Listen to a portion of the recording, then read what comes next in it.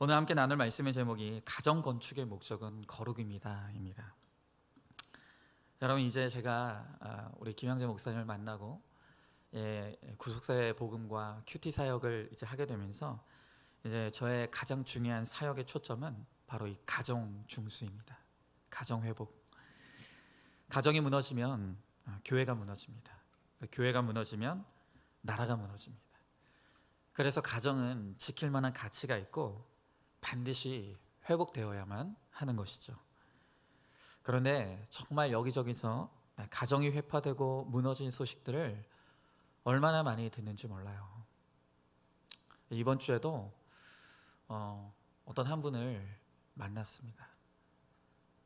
이분은 얼마나 힘이 든지 갑자기 목사님을 안 보면 도저히 안 될 것 같아가지고 회사에다가 조퇴까지 맞고 도망치듯이 나와가지고 저에게 너무 힘들다고, 가정 때문에 너무 힘들다고 그렇게 호소하고 눈물을 흘리고 또 아파하는 모습들을 제가 보았어요. 여러분, 오늘날 교회는 이 가정을 세우는 데 집중해야 돼요. 어쩌면 이것을 이해하지 못하시는 분들도 있을 수 있어요. 아니, 성경에 꼭 가정 이야기만 있냐? 다른 이야기들도 많은데 왜 밤낮 가정 이야기, 고난 이야기, 왜 거룩 구원, 왜 이 얘기밖에 안 했냐? 그러나 저는 이 사역을 통해서 한 가정이 회복된다면 저는 그 사람을 돕기 위해 설교하고 사역하고 싶어요. 제가 전하는 하나님 말씀 때문에 한 가정이라도 이혼을 철회할 수 있고 그렇게 될 수만 있다면 그 일을 향해 끊임없이 도전하는 그것이 이제 저의 목회의 초점이고 또 우리의 비전이 되어야 합니다. 자, 오늘 이제 우리가 느헤미야 3장으로 들어갑니다. 그런데 제가 이 3장을 준비하면서 물론 김영재 목사님의 느헤미야 설교를 주된 그 주제로 삼지만 제가 많은 강해집들과 주석집들도 찾아봤는데 이 느헤미야 3장은 거의 모든 설교자들이 다 건너뛰어요. 왜냐하면 오늘 말씀에 보면은 내용이 계속해서 성벽의 각각의 문들을 중심으로 중수했다. 이 내용들이 계속되는 거예요. 그래서 설교하기도 참 어려워요. 하지만 하나님께서 이 말씀을 기록하셨을 때 반드시 거기에도 이유와 목적이 있고 오늘 우리들에게 깨닫게 하시고자 하는 것들이 있다는 거예요. 특별히 이 느헤미야가 재건하는 오늘은 이제 각각의 성문을 중심으로, 제가 평소에는 이제 김양재 목사님 따라서 한 절 한 절을 이렇게 큐티하는데 오늘은 그냥 좀 이렇게 성벽의 문을 중심으로 해서 살펴보면서 오늘 그 의미를 좀 찾아보도록 하겠습니다. 자, 오늘 첫 번째로 오늘 양문입니다.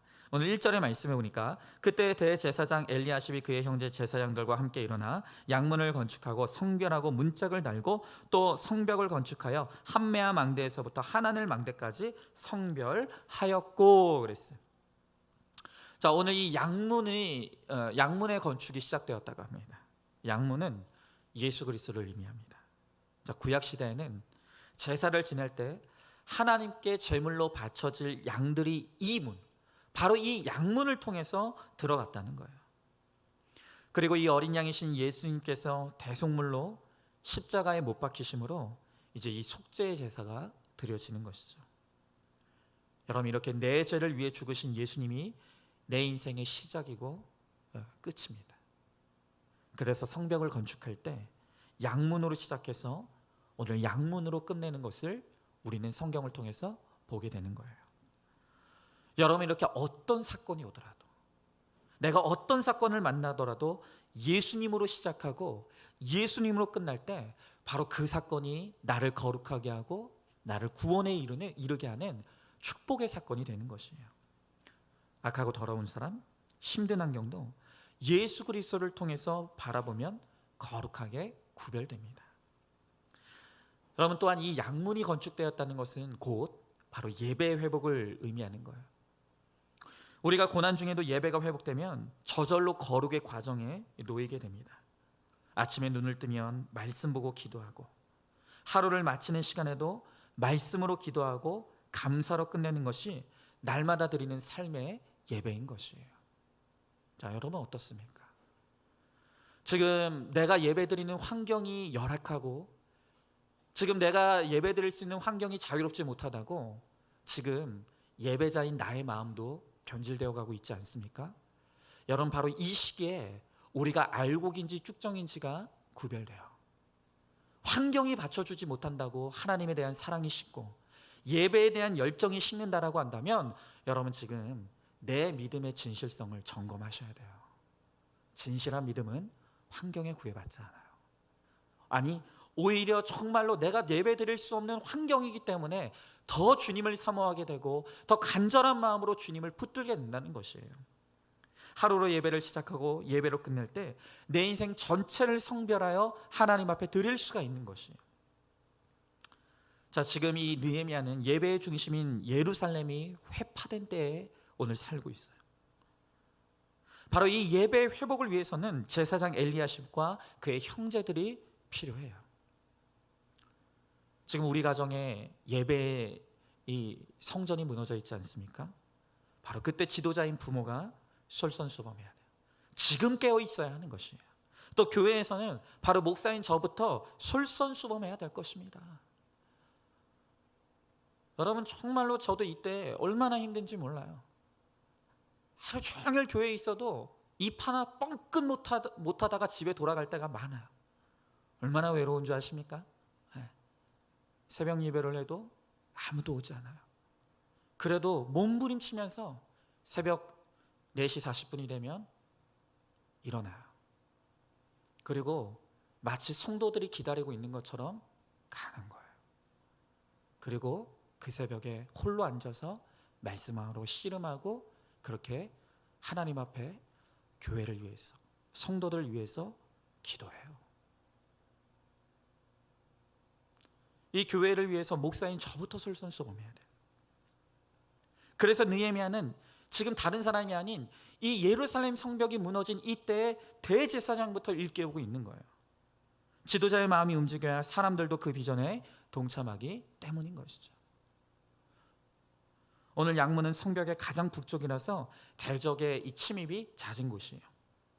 여러분, 우리가 하나님을 사모함으로 예배를 드리려고 하면 이렇게 대적들이 우리를 끊임없이 방해합니다. 여러분, 어쩌면 지금 나라에서 이렇게 예배를 온전히 드리지 못하도록 금지하고 하는 것들도 어떤 측면에서 보면 과한 측면이 없지 않은 모습들도 있어요. 이렇게 예배를 하려고 하면 할수록 사단도 극심하게 공격하는 거예요. 그래서 한메아 망대, 하나넬 망대에 올라가서 대적을 감시하고 공동체를 보호해야 돼요. 여러분, 오늘 이 성별했다는 의미에는 봉헌의 의미가 있어요. 거룩하여 구별된 인생은 하나님께 드려지는 인생, 그 섬기는 인생이에요. 여러분, 우리가 어떻게 섬깁니까? 망대에서 오늘 백성들의 형편을 살피고 돕는 것이 거룩한 섬김이고 나를 성별하여 봉헌해 드리는 거예요. 우리가 지금 나의 목장의 식구들, 그들의 형편이 어떠한지 서로 살피는 망대가 돼야 돼요. 매일 가정 예배를 드리면서 가족 간의 삶을 나누는 것이 가정의 망대예요. 매일 큐티를 하면서 말씀으로 자신을 드리는 것이 개인의 망대예요. 제가 너무 감사한 것이 우리 집사람이 한 주 동안 이 대표 기도를 준비하면서 이 목소리 때문에 너무너무 스트레스를 많이 받고 굉장히 위축되고 염려를 많이 했어요. 그런데 아까 제가 말을 들어보니까 이제 오늘 아침에도 이제 옷을 입고 이게 또 목소리가 잘 안 나오면 어떡하나 막 이렇게 염려하고 있는데 우리 시연이가 그러더라는 거예요. 엄마, 내가 엄마 마음 잘 알아. 엄마 마음 잘 알아. 나도 학교에서 발표할 때 정말 너무 부끄럽고 무섭더라고. 아무 걱정하지 말고 가서 기도해. 이게 바로 서로에게 막대가 되어주는 거예요. 이제 제 자녀가 이제 다 커가지고 이제 어머니를 위로해주는, 어머니의 걱정을 위로해주는 이 망대의 역할을 하는 것이죠. 여러분, 지금 나의 목장에 이렇게 무너진 사람들이 있어요. 내 가정에 무너진 사람들이 있어요. 우리가 이렇게 나의 섬김을 통해서 나의 망대에 올라가서 무너진 자들을 살피고 부지런히 그들을 돕는 이 역할들을 우리가 감당해야만 하는 것이죠. 가정의 지도자인 가장으로서, 목장의 목자로서 망대에서 잘 살피고 넘어진 사람들을 도와야 돼요. 망대에 올라가서 공동체를 섬기고 지키고 양문을 건축하는 것, 즉 예배의 회복을 위해 힘쓰는 것이 바로 이 영적인 지도자, 가정의 영적인 지도자, 교회의 영적인 지도자, 나라의 영적인 지도자가 할 일이라는 거예요. 예배만 회복되면 무너졌던 인생과 성벽이 다시 세워져요. 교회를 잘 만나면 성공한 인생이라는 말이 그래서 하는 말이에요. 자, 2절의 말씀에 보니까 그 다음은 여리고 사람들이 건축하였고 그 다음은 이므리의 아들 삭골이 건축하였으며. 자, 오늘 3장을 보면 계속해서 그 다음이라는 표현이 계속 반복이 돼요. 무슨 말? 이제 양문을 건축하고 그 다음은 또 그 다음. 여러분, 우리가 예배가 회복되면 그 다음은 하나님이 한 걸음씩 인도해 가시는 거예요. 가장 시작은 나의 예배가 회복되는 거예요. 큐티가 회복되고 기도가 회복되고. 오늘 예배가 회복되면 그 다음에 나의 인생의 걸음걸음, 그 다음 페이지는 하나님께서 틀림없는 걸음으로 오늘 우리를 인도해 주신다는 것을 믿으셔야 돼요. 우리 모든 인생의 시작은 예배의 회복이에요. 양문의 건축이에요. 자, 질문해 보시죠. 성전 건축은 예수 그리스도를 뜻하는 양문으로 시작해서 양문으로 끝난다고 했습니다. 나의 사건을 예수님으로 시작해서 예수님으로 끝내며 구원의 사건으로 해석하고 있습니까?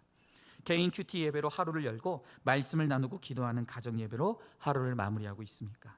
예배의 목숨 거는 사모함이 오늘 여러분들에게 있습니까? 자, 두 번째로 어문이에요. 자, 오늘 3절 말씀해 보니까 어문은 하스나의 자손들이 건축하여 그 들보를 얹고 문짝을 달고 잠을 세워 빗장을 갖추었다 그랬어요. 자, 이 어문이라는 것은 예루살렘 성의 북쪽에 있는 성문으로 이 두로나 갈릴 등지의 상인들이 생선을 팔기 위해 출입한 데서 붙여진 이름이 바로 이 어문, 물고기 어자겠죠.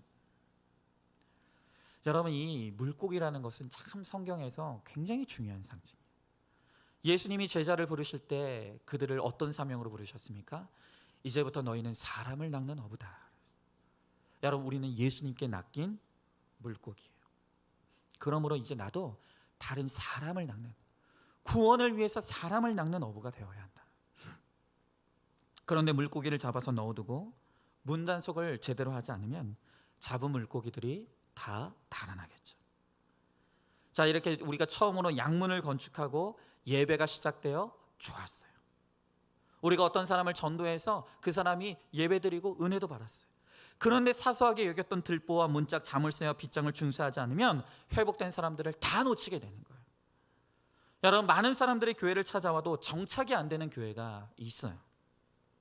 교회는 매주 찾아오는 사람들이 잘 정착할 수 있도록 섬김과 양육의 문짝을 달고 또 생명력이 있는 조직으로 자물쇠와 빗장을 갖춰야 되는 거예요. 여러분, 특별히 우리 목사님들에게 좀 부탁드려요. 여러 가지 봉사들이 있을 수 있어요. 하지만 가장 중요한 것은 오늘 이 현장 예배에 나의 목장 식구들 중에 누가 왔는지, 그리고 오늘 이 현장에 오지 못하는 그런 나의 목장의 식구들 가운데 지금 어떻게 예배를 드리고 있는지, 그들의 영적인 상태가 어떤지를 우리가 세심하게 살펴야 되는 거예요. 그래야만 잡은 물고기를 우리가 놓치지 않을 수가 있는 것이죠.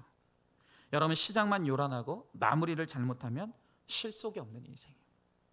사소한 것부터 마무리를 잘하고 빗장을 잘 질러야 수고하는 모든 것이 헛되지 않은 것이죠.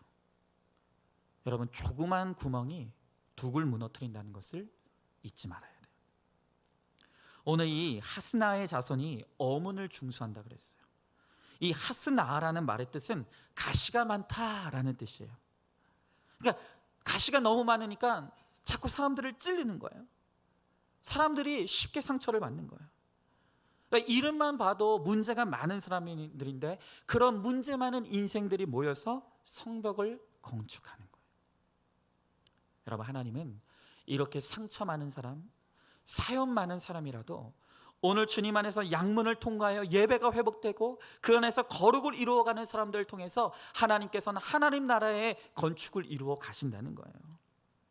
여러분, 가시 많은 배우자와 자녀라고 해도, 내 집이 사연이 많은 집이라고 해도 오늘 우리가 양문을 통과하여 예배가 회복되고 우리 인생의 목적이 거룩과 구원이 될 때 바로 우리 인생도 별이 되고 약재료가 되어서 하나님께 아름답게 쓰임받을 것을 여러분 소망하시길 바라요. 사람에게 인정받지 못해도 주님을 사랑해서 쓰임받고자 하면 이므리의 아들 삭굴처럼 하나님께서 우리 자손을 기억하시고 영적인 성전을 지어가게 하신다는 거예요. 여러분, 느헤미야도 나를 방해하는 아버지 하가랴 밑에서 자랐잖아요. 하지만 그 힘든 부모를 만났기 때문에 하나님의 위로를 받는 인생이 되었을 때 하나님께서 이 느헤미야를 얼마나 값지게 사용하십니까? 어떤 상처도 예수님을 만나면 그 상처가 별이 돼요. 약재료가 돼요. 사람을 살리는 인생이 되는 것입니다. 자, 질문해 보시죠. 복음으로 사람을 낚는 어부가 되어 전도에 힘쓰고 있습니까? 전도한 사람이 잘 정착하도록 양육하고 중보하며 믿음으로 중수하고 있습니까? 자, 오늘 세 번째로 이번에는 이제 옛문이 중수되고 있어요. 자, 6절에 보니까 옛문은 바세야의 아들 요야다와 부소데야의 아들 무슬람이 중수하여 그 들보를 얹고 문짝을 달고 잠을 새어 빗장을 갖추었고 그랬어요. 여러분, 이제 우리가 믿음 안에서 거듭난 신앙생활을 하려면 버려야 될 옛것이 있어요. 그리고 우리가 인정해야 될 옛것도 있어요. 여러분, 우리가 지금 여기 말하는 이 옛문을 중수한다는 것은 공동체의 가치관을 이제 다시 세우는 것을 의미하는 거예요. 여러분, 지켜야 될 전통은 우리가 철저하게 살려야 되는 거예요. 그러나 우리가 버려야 될 고정관념들은 우리가 과감하게 버려야 되는 거예요. 이것이 바로 옛문의 중수입니다. 여러분, 우리가 버려야 될 것이 무엇이죠? 지켜야 될 것이 무엇입니까? 우리가 그 기준을 무엇으로 정할까요? 그것이 바로 구원이에요. 여러분, 지금 내 인생에 있어서 내가 버려야 될 것들이 무엇이겠습니까? 내가 구원을 위해서 내가 지켜야 될 것이 무엇이겠습니까? 우리 교회가 구원을 이루는 공동체가 되기 위해서 끊임없이 지켜야 될 것과 버려야 될 것들이 무엇인지를 오늘 우리는 항상 고민하고 새로워져야 되는 거예요. 여러분, 그러기 위해서 사소한 편견과 고정관념이 우리의 신앙생활에 이 걸림돌이 될 수 있어요. 여러분, 우리의 신앙생활에 걸림돌이 되는 대표적인 고정관념이 이게 뭘까요? 자, 오늘 7절의 말씀을 보니까 그 다음은 기브온 사람 물레아다와 메로노 사람 야돈이 강 서쪽 총독의 관할에 속한 기브온 사람들 및 미스바 사람들과 더불어 중수하였고 그랬어요. 여러분, 오늘 여기에 보니까 기브온 사람들이 옛문을 중수하는 데 참여했다 그랬어요. 근데 여러분, 이 기브온 사람들이 어떤 사람인 줄 아십니까? 여호수아가 가나안 땅을 정복할 때 하나님께서 가나안 땅에 거주하는 모든 민족을 다 없이 하라고 하셨어요. 그런데 바로 이 기브온 민족, 가나안 땅에 살고 있었던 기브온 민족이 자신들이 가나안 민족이 아닌 것처럼 속여서 거짓말하고 살아남았어요. 결국 그것으로 말미암아 이들은 살아남았지만 영원토록 이스라엘 백성들의 종살이를 하는 민족이 되었어요. 여러분, 그러니 이 드고와 귀족들과 귀족들이 오늘 이스라엘 사람들이 나의 종로로 타던 이 기브온 사람들을 무시했을까요? 무시하지 않았을까요? 엄청 무시했겠죠. 저런 종놈 출신, 저 가정은 우리 집안의 종로로 타던 집안인데, 여러분, 이 출신에 대한 고정관념으로 당연히 무시했다는 거예요. 여러분, 이처럼 나의 학력, 권력, 재력, 출신이 오래된 나의 가치관일 수 있어요. 여러분, 이것을 무너뜨리고 다시 세워가는 옛문 건축이 오늘 나의 고정관념으로 말미암아 걸림돌이 될 수 있다는 거예요. 여러분, 또한 이런 것도 있을 수 있겠죠. 나는 우리 교회에 오래 있었어요. 그런데 우리 교회 온 지 얼마 되지도 않은 사람이 막 설치는 것 같아요. 아니, 내가 이 교회에 얼마나 있었는데 이제 온 지 얼마 되지도 않은 사람이 왜 저렇게 설쳐? 여러분, 이게 고정관념이에요. 여러분, 이러한 고정관념을 버리고 우리가 끊임없이 새로워질 때 이 교회 개혁이 일어날 수가 있는 것이죠. 종교개혁가 존 칼빈은 말하기를 개혁된 교회는 끊임없이 개혁되어야 한다고 그렇게 말했어요. 이제 인생의 목적이 거룩과 구원이 된 우리는, 또 우리 교회는 끊임없이 구원을 위해 버려야 될 것과 취해야 될 것과 또 지켜야 될 것과 바뀌어야 될 것들을 고민해 가는 거예요. 그러면서 그것이 구원을 위해서라면 과감하게 바꾸고 버리고 지킬 때 날마다 교회는 새로워지는 역사가 젊은 교회가 되는 것이죠. 자, 한번 질문해 보시죠. 이스라엘의 종이었던 기브온, 부자인 금장색과 향품 장사, 지도자의 자녀가 모두 성벽 중수에 참여한 것처럼 우리 교회도 빈부 귀천, 남녀노소 차별이 없는 섬기는 공동체가 되고 있습니까? 우리 교회가 오직 구원을 위해 버리고 바꾸고 지키고 유지해야 될 것이 무엇이라고 생각하십니까? 자, 네 번째 오늘 말씀을 보니까 이제 골짜기 문에서 분문까지 중수되고 있다고 말합니다. 자, 오늘 13절의 말씀에 보니까 골짜기 문은 한운과 산호와 주민이 중수하여 문을 세우며 문짝을 달고 잠을 쇠어 빗장을 갖추고 또 분문까지 성벽 1000규빗을 중수하였다 그랬어요.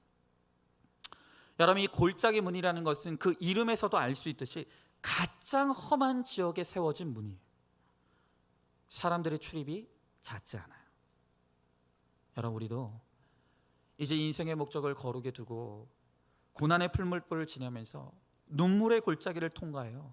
이제 내가 옛것을 내려놓고 이제 이만하면 내가 거룩해졌으리라 생각했는데 하나님은 우리에게 아직도 낮아져야 될 것이 있다고 말씀하시는 거예요. 그래서 구원의 길은 많은 사람이 가지 않는 눈물의 골짜기예요. 여러분 기억하세요. 신앙생활은요, 주님이 뿌려놓으신 꽃길을 걸어가는 길이 아니에요. 정말로 인생의 가장 좋은 이 부활의 영광, 또 구원의 영광에 이르기까지 우리가 가는 길에 눈물의 골짜기들이 있다는 거예요. 끊임없이 낮아져야 될 일들이 있다는 것입니다. 오늘 골짜기 문을 중수하는 한우는 은혜롭다는 뜻이고, 산호하는 역겹고 혐오스럽다, 평판이 나쁘다라는 뜻이에요. 무슨 말입니까? 우리가 역겹고 혐오스럽고 평판이 나쁜 이 산호와와 함께 가면서 내가 은혜로운 한운이 된다는 거예요. 누가 나를 은혜로운 사람 되게 한다고요? 내 옆에 역겨운 사람, 혐오스러운 사람, 평판이 나쁜 사람, 도저히 내가 같이 할 수 없을 것 같은 그 사람이 나를 은혜로운 한운이 되게 한다고요. 우리가 그들과 함께 하면서 저절로 은혜가 사모가 돼요. 하나님, 내 힘으로는 도저히 사랑을 못하겠습니다. 하나님, 내 힘으로는 도저히 용서를 못하겠습니다. 하나님, 내가 이렇게 사랑이 없는 자입니다. 하나님, 내게 은혜를 달라고. 그 힘든 사람을 통해서 내가 주님을 찾게 되고 저절로 하나님의 은혜를 사모하게 되는 거예요. 오늘 14절의 말씀에 분문은 베타게렘 지방을 다스리는 레갑의 아들 말기야가 중수하며 하여 문을 세우며 문짝을 달고 잠을 세워 빗장을 갖추었다 그랬어요. 여러분, 이 분문이라는 것은 폐기물, 쓰레기, 똥 등을 내다버리는 바로 그 문이에요. 여러분, 이렇게 더럽고 냄새나는 분문이라도 다시 세워야 돼요. 문짝을 달고 잠을 쇠어 빗장을 갖추어야 되는 거예요. 그런데 이렇게 남들이 무시하는 분문이기 때문에 거기다 문짝을 달고 중수하는 것이 그게 정말 쉬운 일이 아닌 거예요. 그 일을 하기까지 얼마나 낮아져야 되는지 몰라요. 여러분, 정말 분문처럼 엉망진창이 된, 시궁창처럼 된 내 가정을 다시 세우기까지 내가 그곳으로 들어가서 얼마나 낮아져야 될 일들이 많겠습니까? 내 힘으로 할 수 있다는 교만과 의로움, 돈과 학벌과 출세에 매여있던 고정관념을 내려놓도록 남이 나를 배설물로 여기는 그 자리까지 내려가야 돼요. 여러분, 오늘 간증해 주셨던 저 집사님도 스카이 대학을 나와서 여러분, 유명 세무사 들어갔으면 연봉이 도대체 얼마겠습니까? 그런데 이런 대단한 분이 구원이라는 은총을 얻기까지 정말로 이 더러운 배설물의 자리까지 내려가는 이 낮아짐이 이루어져야만 말씀이 들리는 은혜가 임하는 거예요. 바로 그것이 성별의 과정이에요. 골짜기 문에서 분문까지 정말 끝이 날 것 같지 않은 1000규빗이 나를 성별되게 하는 이 축복의 길이 됩니다. 우리들 교회 이 서집사님이라고 하는 이분을 제가 한번 소개해 드리려고 해요. 이 서집사님은 2번의 결혼과 이혼을 경험한 분이에요. 대학교 1학년 때 사고를 쳐서 일찍 결혼했는데 남편은 유명한 학교의 엘리트 교사였어요. 그런데 결혼하고 보니까 이 남편이 우울증 환자예요. 그 아들 딸 낳고 10년 어떻게 살았는데 우울증을 앓는 남편이 너무 힘들어서 이혼했어요. 그리고 얼마 후에 자신을 너무나 사랑해주는 부자 남자를 만나서 정말로 이제 내 인생의 새로운 이막을 꿈꾸면서 재혼을 했어요. 그런데 또 이 돈 많은 남편은 알코올 중독자. 겪어보니까 우울증 환자보다 훨씬 힘든 것이 이 알코올 중독자더라는 거예요. 돈이 아무리 많아도 더는 이 남편하고 못 살겠다. 그래서 두 번째 남편하고도 이혼했어요.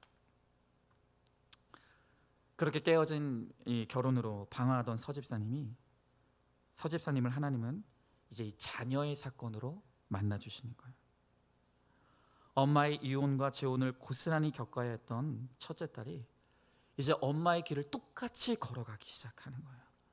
어린 나이에 이 딸이 임신한 거예요. 그래서 어찌어찌해서 결혼했는데 결혼한 지 1년 만에 사내 안사내를 하면서 엄마의 속을 태우는 거예요. 이 아들은 어떻겠습니까? 툭 하면 사고를 쳐서 문제가 끊이잖아요. 이 서집사님이 가사도우미를 하면서 겨우 살았는데 얼마 전에 아들이 200만 원의 카드빚 대출을 받아가지고 빚을 지게 된 거예요. 그 빚이 너무 무서워서 이제 이 서집사님은 치매 노인을 간병하는 그 일을 시작했어요. 노인 환자들의 대소변을 받아내면서 정말 문자 그대로 분문까지 낮아지는 경험을 하는 거예요. 근데 이분이 고백하기를 평소에는 비위가 약해서 조금만 역해도 못 견디는데 그런데 어찌된 일인지 이 치매 환자를 돌보는 간병을 하면서 대소변을 받아내는데도 힘들지가 않더라는 거예요. 더러움이나 냄새나는 게 느껴지지 않더라는 거예요. 왜냐? 이분에게 말씀이 있고 공동체가 있었기 때문에. 이제 양문을 통과하면서 예배가 회복되어서 내가 얼마나 죄인인지 그리고 하나님의 은혜로 내가 어떻게 살아나게 되었는지를 깨닫고 고백했기 때문에 이제 분문으로 내려가도 거기서 내가 비참해지지 않는 거예요. 돈 만 원이 아쉬운 처지지만 목장 예배를 드리는 금요일에 쉬지 않고 예배에 참석해요. 그리고 속 썩이는 아들, 딸도 어떻게 해서든지 예배 시간이 되면 데리고 와서 이 말씀을 듣게 하는 거예요. 만약 이 집사님에게 이 첫 번째 결혼 당시에 이 말씀이 있었다라고 한다면 이혼하지 않았겠죠. 이 서집사님 본인도 우울증을 앓았던 첫 남편이 그래도 두 번째 남편보다 알코올 중독자 남편보다 훨씬 좋았다고 그런 고백을 하시더라는 거예요. 여러분 그러나 괜찮아요. 그렇게 분문까지 낮아지는 그 낮아짐을 통해서라도 내가 그 자리에서 주님을 만나 거룩하게 되고 구원을 얻게 되었다라고 한다면 이제 그것이 축복이 되는 것이에요. 그리고 그렇게 믿음으로 본을 보이며 나아갔을 때 딸도 주일 예배, 목장 예배를 꾸준히 드리면서 이혼을 결심할 마음을 돌이켜요.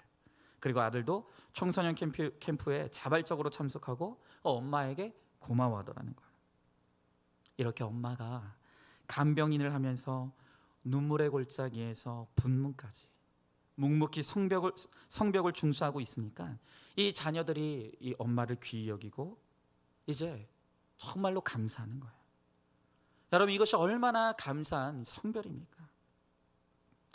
우리가 우울증 또 알코올 중독 배우자가 아무리 힘들어도 우리는 하나님이 내게 허락하신 그 처음의 십자가, 이 십자가를 나의 십자가로 알고 잘 지고 가야 돼요.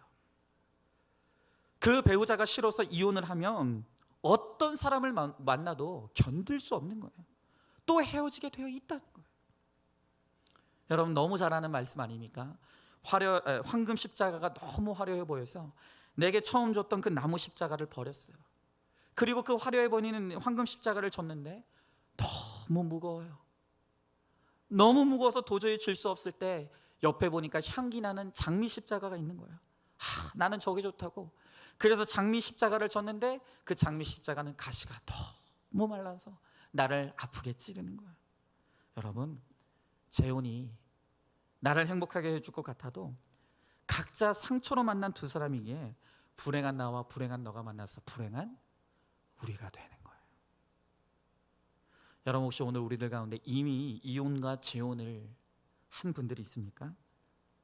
여러분 이제부터라도 내가 이 가정만큼은 반드시 지키겠다고 하는 거룩한 성별이 이루어져야 되는 거예요. 돈이 없다고 외롭다고 사람 찾지 마세요. 외로운 그 환경에서 나에게 허락된 이 1,000규빅의 성벽을 잘 중수하는 거예요. 그 과정을 거쳐서 하나님의 가치관으로 성별된 사람들, 그 거룩한 나와 거룩한 네가 만나야 행복한 우리가 될 수가 있지요. 자, 질문해 봅니다. 역겹고 혐오스럽다는 뜻을 가진 산호와 같은 배우자, 자녀 때문에 눈물이 마를 날이 없습니까? 폭언과 욕설을 받아내며 문자적으로 대소변을 받아내는 비참한 분문에 있습니까?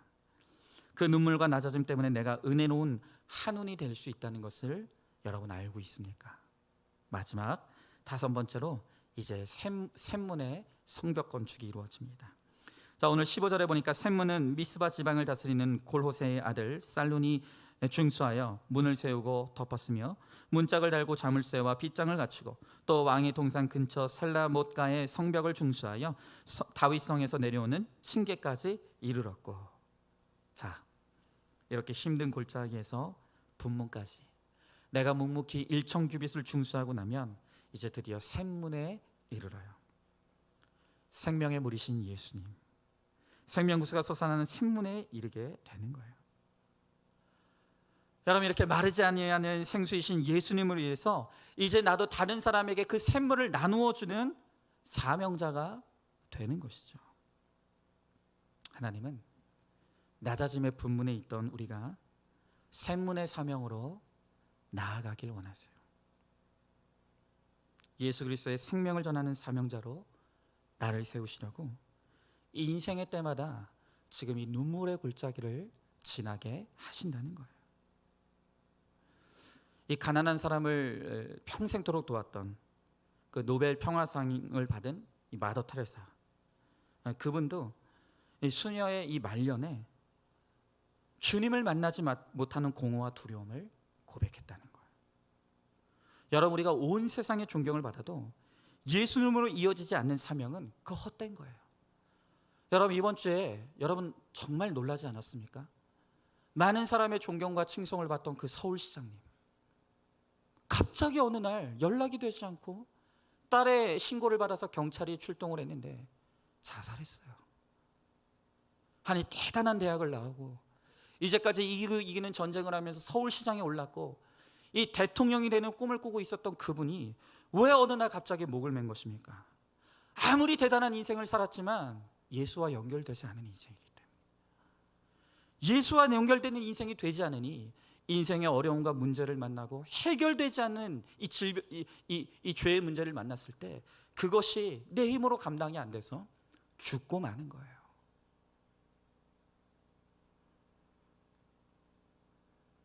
여러분, 가난한 사람들과 함께하는 것보다 또 내 인생을 통해서 대단한 일과 업적을 이루는 것보다, 그것보다 위대한 사명은 바로 내 옆에 있는 사람을 섬기며 구원으로 인도하는 거예요. 우울증, 알코올 중독, 폭력과 가출, 온갖 중독과 질병으로 그 힘들어하는 내 가족을, 그것을 나의 십자가로 알고 순종하며 오늘도 가는 거예요.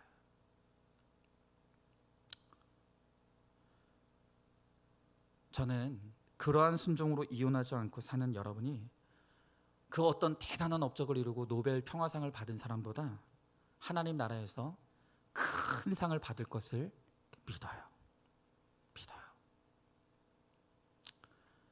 오늘 우리가 이 사명의 길을 가는데 눈물을 흘릴 일들이 너무 많아요.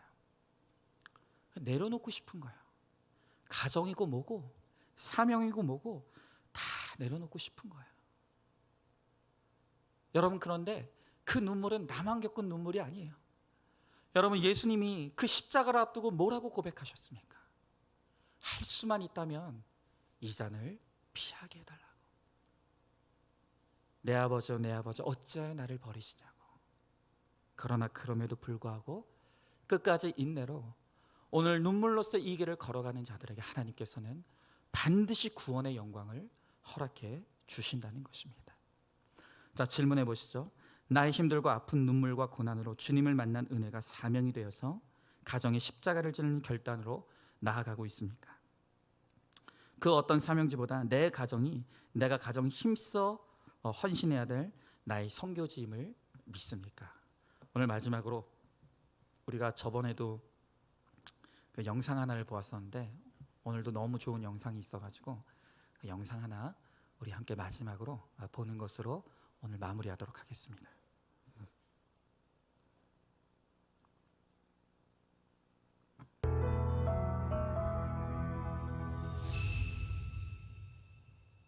여러분은 어떤 상처가 있으세요? 상처 입은 치유자를 집필한 헨리 나우에는 그의 저서에서 자신이 입은 상처가 다른 사람들에게 생명을 주는 원천이 된다고 말했어요. 40년이라는 시간을 미움 속에서 산 한 자매의 이야기예요. 이 자매는 어릴 적 외삼촌에 의해 화상을 입어 우울한 유년기를 보냈다고 해요. 근데 육신의 장애는 정신의 장애를 불러왔고 결국 결혼에도 실패하게 되었답니다. 인생이 온통 피해의식으로 물들어 버렸지요. 듣기만 해도 위로가 필요한 인생이잖아요. 근데 이 자매가 어디로 왔을까요? 이단이었어요. 그곳에서 상처를 위로받았다는 거예요. 그래서 9년 7개월을 있다가 나왔는데요. 이곳이 전부가 아니라 그 후에 동성애 커뮤니티에서 파트너를 만나 또 11년을 살았대요. 이단 9년 7개월, 동성애 11년. 정말 너무 힘들고 기가 막힌 인생이지요. 그런데 이 자매가 교회에 나오게 되었어요. 그래서 얼마 안 되어서 자매는 소그룹에 가서 자신의 살아온 인생을 나누고 이렇게 말했지요. 저에게 화상을 입힌 외삼촌을 용서할 수가 없어요. 외삼촌을 죽이고 싶은 생각으로 40년을 살았어요. 여러분이 이 자매의 이야기를 듣는다면 무슨 말을 해주시겠어요? 근데 이 소그룹 리더가 이렇게 말했어요. 그 외삼촌을 용서해야 모든 인간관계가 풀릴 거예요. 아니 사과받아도 모질할 판에 용서하라니요. 이 말이 또 상처가 될 수 있지 않겠어요? 그런데 이 자매가 그 말을 듣고 40년 만에 외삼촌을 찾아갔다는 거 아니겠어요? 이 적용이 참 중요합니다. 그리고 외삼촌에게 어려서 화상당한 일로 얼마나 삼촌을 죽이고 싶었는지 솔직하게 그 얘기를 했어요. 그랬더니 삼촌이 막 우리 조카 하면서 이제 우셨어요. 그러자 마음이 녹은 자매가 삼촌에게 도리어 이 삼촌을 죽이고 싶을 만큼 미워했던 저를 용서해달라고 이야기를 했대요. 그러고 나서 이제 삼촌이랑 함께 그냥 막 엉엉 울은 거예요. 그래서 이 일로 이 자매는 이 세상에 용서 못할 자는 하나도 없다는 마음을 선물로 받았대요. 자매 인생이 어떻게 되었을까요? 이 화상 흉터 때문에 평생 수영장도 온천도 못 가고 그것이 이단으로 동성애로 다 흘러갔는데 그 다음부터 온천에 가서 수영복을 입었대요. 그런데 자기 생각과는 달리 아무도 그 화상 상처에 대해 말하는 사람이 없더라는 거예요. 즉 사람을 의식하는 것에서 자유하게 되었어요. 그리고 교회 소그룹 나눔에서 이 이야기를 자유롭게 하며 그 피해의식에서 완전히 치유가 된 거죠. 이 자매는 어려서부터 자라며 느끼지 못했던 기쁨과 즐거움을 비로소 누리게 되었다는 거죠. 무엇보다 예배가 회복되니 자신의 동성애가 창조 질서를 파괴하는 엄청난 죄물 알고 밤새 울었다고 해요. 지금은 11년 동안 함께 살았던 동성 파트너와 헤어지고 두 사람 모두 교회에 서로 다른 채플에서 소그룹 리더로 섬기고 있습니다. 상처 입은 치유자인 이 자매는 이렇게 고백하곤 합니다. 결론적으로 오늘 내가 죽는다고 해도 동성애가 죄임을 알게 해주셔서 감사하고 죄라고 외칠 수 있는 담대함을 주셔서 감사합니다.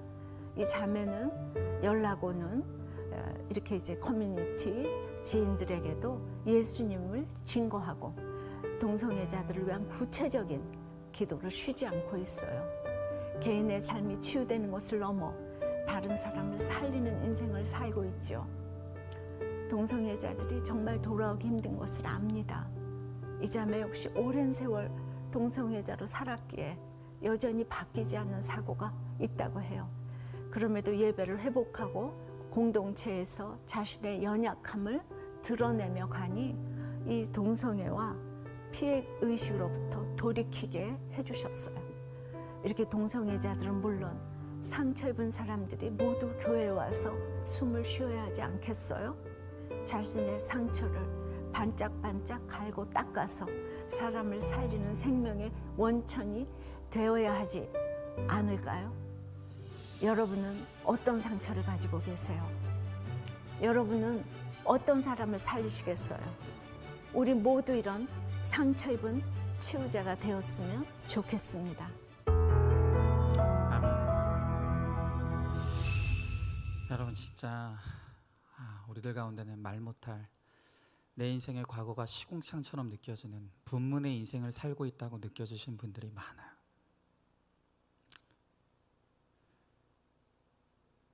오늘 갑작스럽게 정말로 이번 주에 자살로 생을 마감한 그 서울시장님도 겉으로 보기에는 너무 멋진 삶 같았지만 그 보이지 않는 그 인생의 이면에는 정말 시궁창 같은 죄에 뒤섞여서 그것이 해결이 안 되는 인생을 살아가고 있었다는 거예요. 여러분, 누구도 어떤 인간적인 위로나 인간적인 도움도 이 시궁창 같은 우리의 인생을 변화시키지 못해요. 오직 양문을 통과하여 예수님 만난 인생, 예수님을 고백하는 인생, 예수로 시작해서 예수로 끝나는 인생만이 내 인생의 변화가 일어나고 상처가 치유되어 상처 입은 치유자의 삶을 살아갈 수가 있는 것이에요. 여러분, 저는 오늘 이 김양재 목사님의 이 사연의 소개를 들으면서 정말로 그 이단에서 9년, 동성애로 11년을 살아오면서 나를 이 화상 입힌 그 외삼촌에 대한 이 죽이고 싶은 마음을 해결하지 못해서 그 피를 토하는 심정으로 원망하는 말을 할 때 그 외삼촌을 용서해야지만 모든 인간관계가 회복된다고 담대하게 외쳐줬던 그 목자님, 바로 그분과 같은 망대에서 다른 사람을 섬기는 그 한 사람을 통해서 오늘 누군가가 살아나는 거예요. 여러분, 내가 예수 만나서 살아났는데 왜 예수를 고백하지 못합니까? 왜 그 예수를 증거하지 못합니까? 왜 그 예수를 위해서 살지 못합니까? 오늘 이 시간 정말로 이제 우리가 양문을 통과하여 눈물의 골짜기를 지나 분문에서 이제 우리가 내가 죄인인 것을 고백하고 내가 정말로 주님의 은혜를 알게 되었다면 이제 샘문으로 나아가 나의 상처가 별이 되고 약재료가 되어서 상처 입은 치유자로서 많은 사람을 살려내는 정말로 성벽의 재건을 이루어내는 느헤미야와 같은 인생을 살아내는 정말 우리 모두가 될 수 있기를 간절히 소망합니다. 이제 말씀을 맺으면서 우리 같이 찬양하길 원합니다. 오늘 이 시간 우리가 같이 찬양할 때 나는 아무것도 아닙니다. 오늘 이 찬양을 우리 같이 찬양하기를 원하는데요, 그렇습니다. 예수 없는 모든 인생은 겉으로 보기에는 화려하고 대단하고 능력 있는 것 같아도 결국 그 모든 인생은 죄를 뒤집어 쓰는 오물과 같은 인생일 수밖에 없어요. 수많은 상처와 사연들로 점쳤는데 시궁창 같은 인생일 수밖에 없다는 거예요. 그저 사람들 눈에 보이기에 좋은 모습으로 포장하고 살아가고 있을 뿐이지 예수 없는 모든 인생은 절망과 죽음과 눈물뿐이에요. 그러나 비록 내가 이 분문과 같은 인생에서 오늘 모든 것이 무너졌을지라도 거기서 예수님을 만난다면, 내가 아무것도 아닌 것을 고백하며 하나님의 사랑을 알게 되었다면 이제부터 주님이 나의 인생을 샘문으로 인도해 주시고 나의 상처가 별이 되고 상처 입은 치유자로서 사명을 감당하며 사람 살리는 인생이 되게 하신다는 거예요. 오늘 이 시간 우리 낮아지고 낮아져서 나는 아무것도 아닌 것을 고백하길 원해요. 그리고 오직 주의 은혜만을 고백하며 그 은혜로 사람 살리는 인생을 살아가는 우리 모두가 되길 원합니다. 오늘 이 시간 우리 이 찬양 같이 찬양하겠습니다. 나는 아무것도 아닙니다. 나는 아무것도 아닙니다. 주님의 사랑이 없으면 아멘. 나는 아무것도 모릅니다. 주님의 지혜가 없으면 나는 아무것도 아닙니다. 나는 아무것도 주님의 능력이 아니면, 주님의 능력이 없으면 나는 한순간도 못 삽니다. 주님의 생명이 없으면 이제는 내가 사는 것이 아닙니다. 이제 내가 사는 것 아니요, 그리스도 내 안에 사시는 오직 그의 생명이 나의 생명, 나의 모든 날들도 주의 것. 나는 오직 한 분 주님만 바랍니다. 나는 오직 한 분 바랍니다. 나의 아버지, 나의 구원. 우리 다시 한번 고백합시다. 나는 아무것도 아닙니다. 나는 아무것도 아닙니다.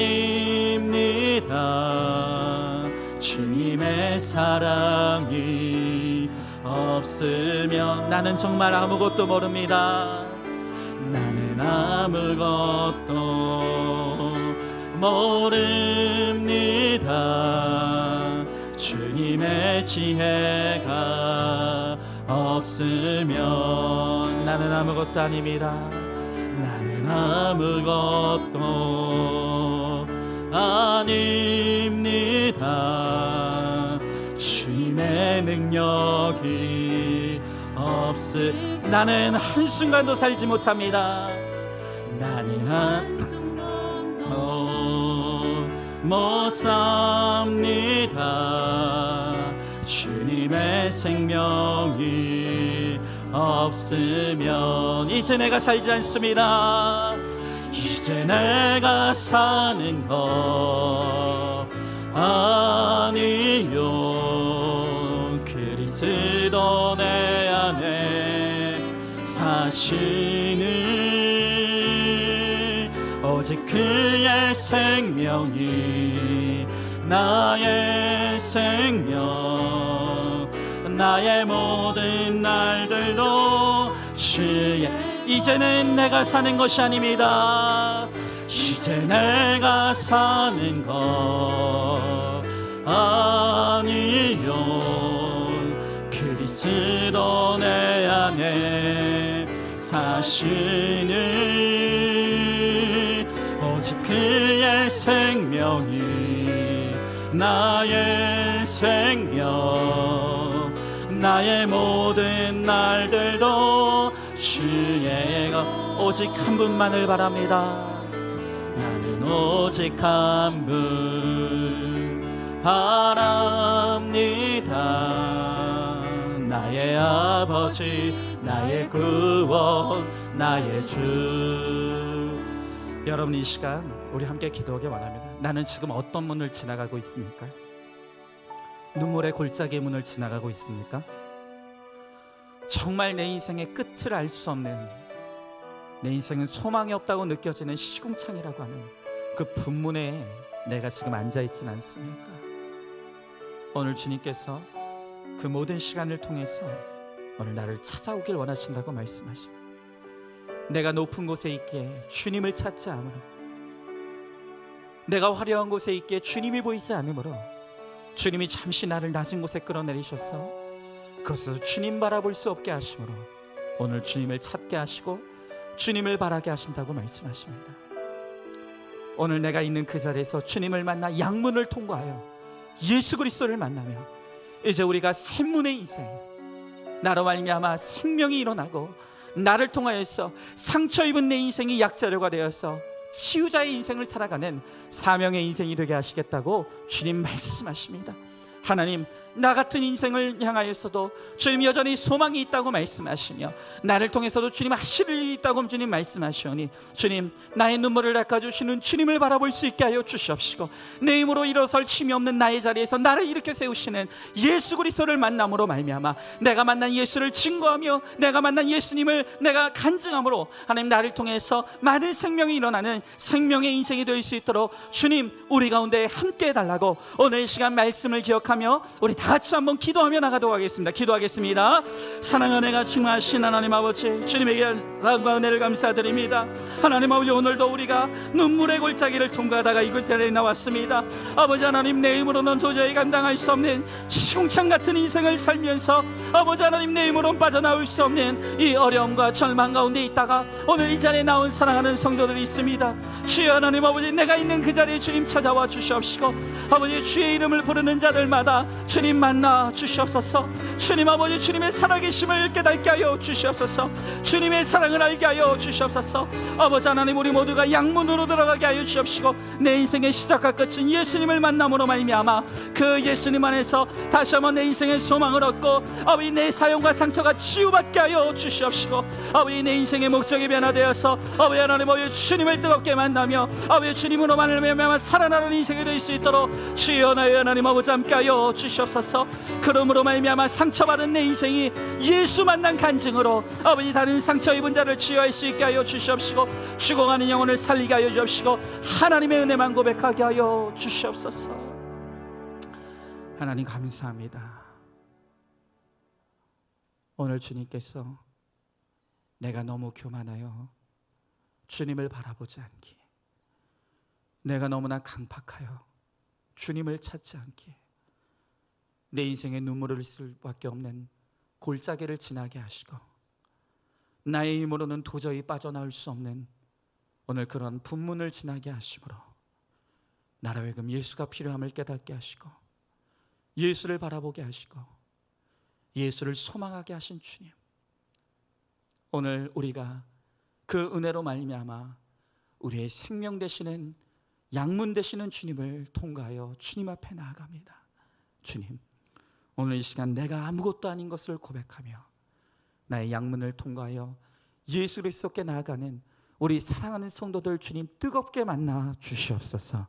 그러므로 말미암아 나의 과거의 사용과 상처가 치유되며 나의 죽음이 생명으로 변화되어 내가 만난 그 주님, 나의 상처에서 나를 건져주시고 죽음과 멸망에서 나를 구원해 주신 그 예수 그리스도를 증거하며 나타내므로 많은 사람들에게 생명을 나눠주는 하나님 샘문을 통과하는 인생이 될 수 있도록 주님께서 함께하여 주시옵소서. 하나님, 특별히 정말로 오늘 우리 사랑하는 성도들 가운데 정말 이 코로나의 질병으로 말미암아 정신의 무너짐과 육체의 무너짐과 영의 무너짐을 경험하고 있는 오늘 우리 성도들이 있습니다. 주님, 불쌍히 여겨 주시옵소서. 주님, 내버려 두지 마시고 외면하지 마시고 주님께서 찾아가 주심으로 하나님 아버지, 정말로 내가 있는 그 자리에서 생명의 주님을 만남으로 말미암아 그 주님으로 살아나며 그 주님을 나타내고 증거하는 상처 입은 치유자의 역할을 감당하는 우리 모두가 되게 하여 주시옵소서. 우리 주님께서 반드시 그렇게 하여 주실 줄 믿사오며 사랑이 많으신 우리 예수님 이름 받들어 기도드리옵나이다. 아멘.